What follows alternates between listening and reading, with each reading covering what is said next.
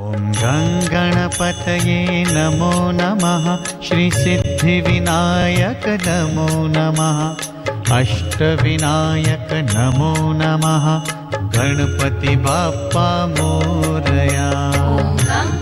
देना हो शादी का न्योता, करनी हो कोई शिकायत, सुनाना हो अपना दुख दर्द, ओम गणपतये नमः, या मांगनी हो कोई मुराद, सिद्धिविनायक नमो नमः, अष्टविनायक गणपति सुनते हैं हर फरियाद। बाप्पा मोरया। बस गणपति को बनाना होता है अपना मेहमान। जी हाँ, सही सुना आपने, ये न्योता शादी का है और मौका खास हो तो मेहमान भी तो खास ही होंगे। बड़े ही प्यार और मनुहार से भक्त बाप्पा को देते हैं किसी भी मांगलिक कार्य में घर पर आने का न्योता। दूल्हा दुल्हन को आशीर्वाद देने के लिए करते हैं निमंत्रित। शादी में जाएंगे भगवान तो बाल गोपाल के मुंडन को भला कैसे ना कह सकते हैं। नन्हे मुन्ने का जन्म हो या फिर उसका मुंडन संस्कार, घर में कोई उत्सव हो या फिर कोई त्योहार, गणपति घर पधारे, यही मनोकामना मन में लिए भक्त अपने आराध्य को निमंत्रित ही नहीं करते बल्कि मंदिर आकर उन्हें मेहमान बनाकर अपने घर भी ले जाते हैं। और ऐसा हो भी क्यों ना, 33 करोड़ देवी देवताओं में प्रथम पूज्य भगवान श्री गणेश की पूजा और उनकी आराधना के बिना कोई भी काम अधूरा ही माना जाता है। और अगर साक्षात गणपति घर पधार कर भक्तों को दे आशीर्वाद तो कार्य के निर्विघ्न पूरा होने का वरदान मिल ही जाता है। मेरे घर में पधारो, घर में पधारो गजानन जी, मेरे घर में पधारो। ये जो गजानन जी का मंदिर है राजस्थान में स्वयंभू मूर्ति है, ये रातानाडा गजानन जी के मंदिर में। और पूरे राजस्थान में कोई भी शुभ कार्य होता है, यहाँ तक कि पूरे भारत में और पूरे विश्व में जिन जिन लोगों को इस स्थान के बारे में मालूम है, वो कोई भी शुभ कार्य होता है तो पहला निमंत्रण यहाँ पे आता है। कोई भी जैसे शादी हो, मकान का मुहूर्त हो, दुकान का मुहूर्त हो, कोई भी शुभ कार्य होता है, मंगलिक कार्य होता है, नया काम होता है तो पहला निमंत्रण गणेश जी का।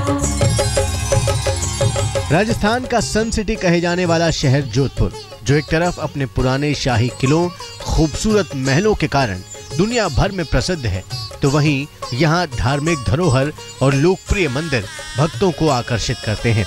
इसी कड़ी में नाम आता है रत्नंदा की पहाड़ियों पर मौजूद रातनाड़ा गणेश मंदिर का, जिसकी स्थापना जोधपुर शहर के बसने के साथ ही की गई।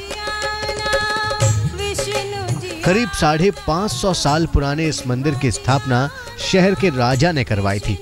बहुत ही पुराना मंदिर है, जोधपुर बसा उसके पहले का मंदिर है। ब्याह शादी हो, हर बुधवार को मेला लगता है, गणेश चतुर्थी को मेला लगा है। सबसे विशेष बात है कि प्रकट गणेश जी है, शायद राजस्थान में पहले गजानन जी है जो यह पहाड़ी से प्रकट हुए गजानन जी है, जिसको आम जनता यहाँ मानती है। जिस तरह से जोधपुर शहर बसाने से पहले गणपति की स्थापना कर इस कार्य का आरंभ किया गया, ठीक उसी तरह आज भी भक्त अपने घर में होने वाले हर मांगलिक कार्य का पहला न्योता रातनाड़ा गणेश के दरबार में देते हैं और उन्हें मेहमान बनाकर अपने घर लाते हैं। बाप्पा को मेहमान बनाने की रस्म बेहद दिलचस्प होती है। जिस किसी के घर में किसी भी तरह के मांगलिक कार्य का आयोजन होता है, वो भक्त मंदिर आकर एक घड़े में बाप्पा के प्रतिरूप को पुजारी द्वारा स्थापित कराकर अपने घर ले जाते हैं और कार्य के निर्विघ्न रूप से पूर्ण होने के बाद वापस बाप्पा को मंदिर में छोड़ जाते हैं। मेरे भाई की शादी है, उसके लिए हम यहाँ गजानन जी के मंदिर में आए हैं। जो गजानन जी यहाँ से हम कलश लेके जाएंगे और घर में जो हमारे शादी मांगलिक कार्य जो भी होते हैं उसमें गजानन जी की हम पूजा करते हैं और गजानन जी रिद्धि सहित पधार के हमारे जो मांगलिक कार्य है उसको संपन्न करें। और शादी विवाह संपन्न होने के बाद में हम गजानन जी को वापस गाजे बाजे के साथ और इनके सिख वस्त्रों के साथ और वापस यहाँ लाके भोजन करवा के ब्राह्मणों को से देके हमारा कार्य संपन्न करे। यही गजानन जी से हम कामना करते हैं। मंदिर में बाप्पा अपनी दोनों पत्नियों रिद्धि और सिद्धि संग देते हैं दर्शन और करते हैं भक्तों का कल्याण।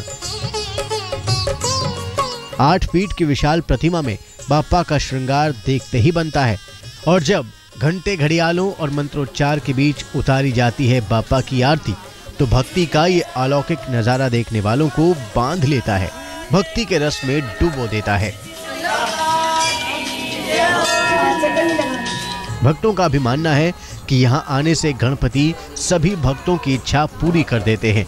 इसी चमत्कार के चलते भक्त यहाँ खींचे चले आते हैं, और अगर मौका गणेश चतुर्थी या फिर शादियों के सीजन का हो तो भक्तों का हुजूम यहाँ देखते ही बनता है। कहते हैं यहाँ दर्शन करने वालों के जीवन और परिवार पर गणपति कभी कोई मुसीबत नहीं आने देते। जिसकी जैसी कामना होती है विघ्नहर्ता उससे वैसा ही वर देकर भर देते हैं झोली। नवीन दत्त, जोधपुर, आज तक।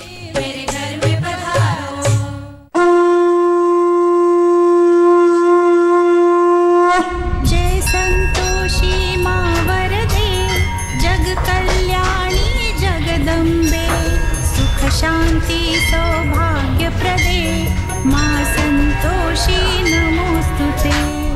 संतोष की देवी माँ वरदे, जग कल्याणी जगदम्बे, गणपति की पुत्री सौभाग्य प्रदे, माँ संतोषी नमोस्तुते। 16 शुक्रवार की पूजा से होती हैं प्रसन्न। जग कल्याणी जगदम्बे, सुख शांति सुख समृद्धि से भर देती है भक्तों का घर। संतोषी नमोस्तुते। जय संतोषी माँ जग जननी, हलमति दुष्ट दैत्य दल हननी। संतोष की देवी, सुख सौभाग्य की देवी, किस्मत चमकाने वाली, खुशियों का वरदान देने वाली माँ संतोषी, जिनका आशीर्वाद मिल जाए तो भाग्य पलटते देर नहीं लगती। संतोष जिसे मनुष्य के जीवन का अभिन्न अंग माना गया है, क्योंकि अगर मनुष्य के जीवन में संतोष है तो हर सुख है, और अगर जीवन में संतोष ना हो तो मनुष्य मानसिक और शारीरिक तौर पर कमजोर हो जाता है।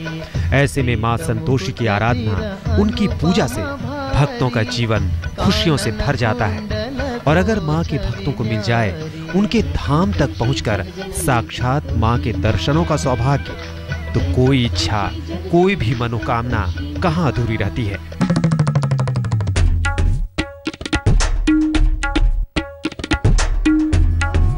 जोधपुर शहर से 10 किलोमीटर की दूरी पर लाल सागर क्षेत्र में पहाड़ियों की गोद में बसा है मां संतोषी का दिव्य धाम। इस मंदिर की एक पहाड़ी के मध्य में मां के चरणों के निशान हैं, और उसके सामने ही मंदिर में मौजूद मां संतोषी का भव्य स्वरूप। और यही वजह है कि यहाँ मां को प्रकट संतोषी मां के नाम से पूजा जाता है।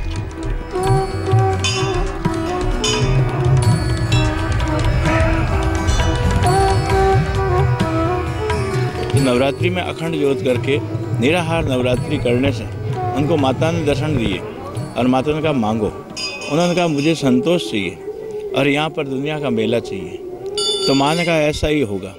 और यहाँ आने से आदमी को सुख और संतोष मिलता है, सद्बुद्धि मिलती है। इस कारण से आज इस मंदिर का नाम प्रकट संतोषी माता। स्वयंभू चरण प्रकट होने और माँ का चेहरा प्रकट होने से इसका नाम प्रकट संतोषी माता पड़ा।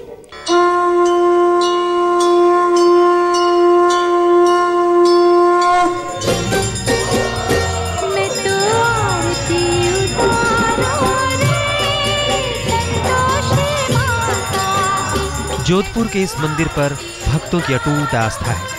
कठिन पहाड़ी रास्ता होने के बावजूद सालों से भक्त यहाँ दौड़े चले आ रहे हैं। सदियों पुराने इस मंदिर के बनने के पीछे भी एक भक्त की आस्था ही जुड़ी हुई है। मान्यता है कि पहाड़ियाँ और जंगल होने के कारण इस इलाके में लोगों की आवाजाही बहुत कम थी, लेकिन एक दिन भगत जी नाम का एक भक्त घूमते हुए इस इलाके में आ पहुंचा। उसे पहाड़ी पर पैरों के निशान दिखाई दिए, जिसे उसने इंसान के पैरों का निशान समझा। उसी रात भगत को सपने में मां ने दर्शन देकर अपने पैरों के निशान से अवगत कराया। उस दिन से भगत जी जोधपुर के ही होकर रह गए और वहां धीरे धीरे मां संतोषी के इस भव्य मंदिर का निर्माण करवाया। यहाँ केवल जंगल ही जंगल था। ये भगत जी और उनके साथियों के अथक प्रयासों से और माँ की कृपा से आज यहाँ पर जगत का मेला जो चल रहा है उसे आप और हम सभी देख रहे हैं। हर शुक्रवार को मां के इस दरबार में भक्तों की भारी भीड़ उमड़ती है और भक्त मंदिर में 2 बार होने वाली आरती का गवाह जरूर बनते हैं। कोई अपनी खाली झोली मां के सामने फैलाकर उनसे मुराद मांगता है, तो कोई भक्त ऐसे हैं जो मन्नत पूरी होने पर यहाँ माता की चौकी का आयोजन करते हैं। मां के इस दरबार में गुड़ चने का प्रसाद चढ़ाया जाता है और प्रसाद के रूप में मां का आशीर्वाद पाकर भक्त खुद को धन्य समझते हैं।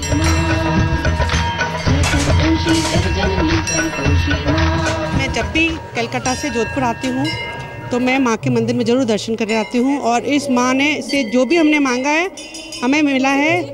इवन यहाँ जिसको घर नहीं होता है वो बाहर में एक पत्थर रखे हैं छोटे छोटे, वो घर बनाते हैं, उनको माँ अतिशीघ्र घर दे देती है। मतलब जो भी मन की मुराद है वो पूरी होती है। और इस मंदिर में सब एक समान है, गरीब से लेकर अमीर तक। यहाँ कोई पार्शलिटी नहीं है, जो आता है सीधा माँ के चरणों में अपने जो भी भेंट चढ़ाता है। पंडित जी ना कुछ मांगते हैं ना कोई डिमांड करते हैं, मीन्स डायरेक्ट माँ से हमारे यहाँ कनेक्शन होता है। जय संतोषी माता। मां संतोषी के आशीर्वाद से बिगड़े काम भी बन जाते हैं और सफलता के रास्ते की बाधाएं दूर हो जाती है। मां के चमत्कारों की कहानी लंबी है और महिमा अनंत। बस इतना समझ लीजिए, मां संतोषी के द्वार पर एक बार जो आ गया वो फिर कहीं और नहीं जाता। नवीन दत्त, जोधपुर, आज तक।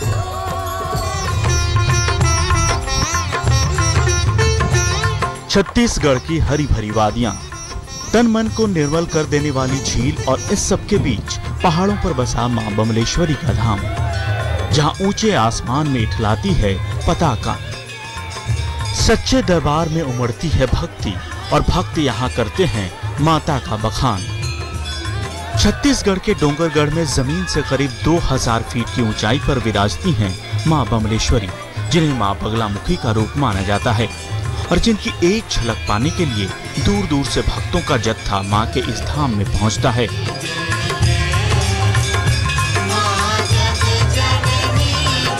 कोई रोपवे का सहारा लेकर तो कोई पैदल ही चलकर मां के इस धाम में अपनी आस्था के फूल चढ़ाने यहाँ आता है। ये देवी का स्वरूप ऐसा है, एक तो बगलामुखी देवी का स्वरूप है और ये इस सृष्टि के नियामक त्रिदेवों की आराध्या हैं।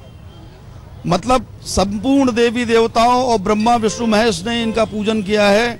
ऐसा स्वरूप है माता का और बहुत ही अद्भुत स्वरूप है। आप उसको दर्शन करने के बाद ही ऐसा महसूस कर सकते हैं।